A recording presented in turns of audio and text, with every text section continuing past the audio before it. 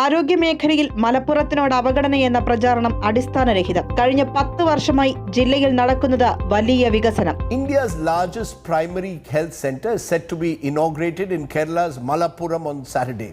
After being ravaged by the 2018 floods, the health center was rebuilt at the cost of 10 crore rupees as part of an NRI's initiative. പുതിയ തസ്തികകൾ അനുവദിക്കുകയും അടിസ്ഥാന സൗകര്യ വികസനത്തിന് വലിയ പ്രാധാന്യം നൽകുകയും ചെയ്തു.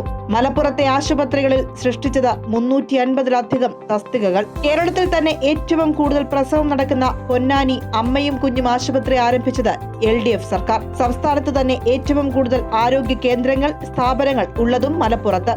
ആരോഗ്യ വകുപ്പിൽ മാത്രമായി ജില്ലയിൽ പ്രവർത്തിക്കുന്നത് 773 ആരോഗ്യ കേന്ദ്രങ്ങൾ. മഞ്ചേരിയിലെ സർക്കാർ medical college, Manjeri government nursing college, Kottakkal Ayurveda medical college, nursing school എന്നിവ സ്ഥിതി ചെയ്യുന്നതും മലപ്പുറം ജില്ലയിൽ.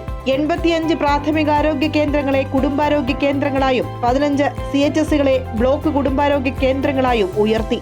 നിലമ്പൂർ ജില്ലാ ആശുപത്രിയിൽ നടത്തിയത് 25 കോടിയുടെ വികസന പ്രവർത്തനം. പെരിന്തൽമണ്ണ ജില്ലാ ആശുപത്രിയിൽ ചെയ്തത് 10 കോടിയോളം രൂപയുടെ വികസനം. 5 ജില്ലാ താലൂക്ക് ആശുപത്രികളിൽ കിഫ്ബി ധനസഹായത്തോടെ നടപ്പാക്കുന്നത് വലിയ പദ്ധതികൾ. ഭാരതീയ ചികിത്സാ വകുപ്പിൽ അനുവദിച്ചത് 8 തസ്തികകൾ. ഹോമിയോപ്പതി വകുപ്പിൽ 11 ഹോമിയോ ഡിസ്പെൻസറികൾ ആരംഭിക്കുകയും 11 തസ്തികകൾ അനുവദിക്കുകയും ചെയ്തു. ആരോഗ്യ മേഖലയെ തകർക്കാനുള്ള കുപ്രചാരണങ്ങൾക്കുള്ള മറുപടി ഈ കണക്കുകൾ പറയട്ടെ. എല്ലാവരെയും ചേർത്ത് പിടിച്ച് LDF സർക്കാർ.